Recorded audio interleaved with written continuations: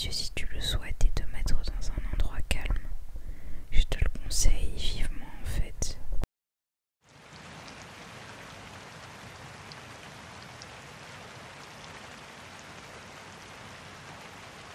La pluie ne cesse de tomber. Tu ne vois aucun abri où tu pourrais t'abriter. Pourtant, ces lieux te fascinent et tu ne veux pas te dépêcher de rentrer. Le son de la pluie ne te dérange en point non plus.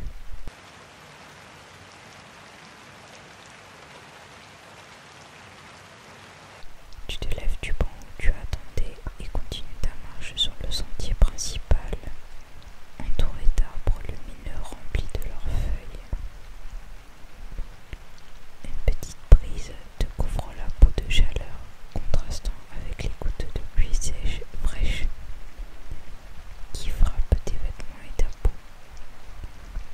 Tes pieds frôlent le sol, jetant parfois sur des gravillons égarés. Tu arrives devant deux panneaux étranges plantés dans la terre. L'un t'indique gauche pour le chemin de gauche et l'autre t'indique droite pour le chemin menant à droite. Perplexe, tu choisis la droite car le chemin s'écarte de la forêt, au contraire du chemin gauche. Tu jettes un œil au ciel brumeux et observes les nuages qui volent par-ci par-là. Le gris est parsemé de bleu et l'horizon est sombre. Mais ton instinct curieux l'emporte sur la méfiance humaine et tu continues ton chemin.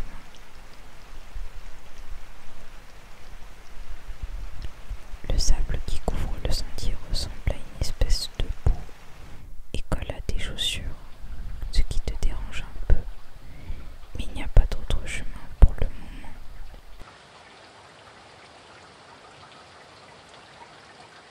Après 10 minutes de marche, tu tombes sur une petite cabane abandonnée et éventrée par le temps et les intempéries. Le toit est complètement ouvert, tu décides d'y aller. Tu te penches et ramasses un petit cristal blanc lumineux qui t'aveugle. Et là, tu ne sais plus ce qui se passe.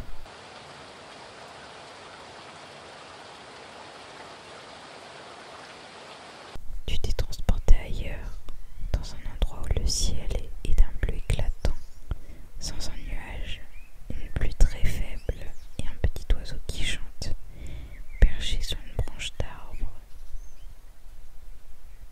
Des papillons blancs passent devant toi. Le seul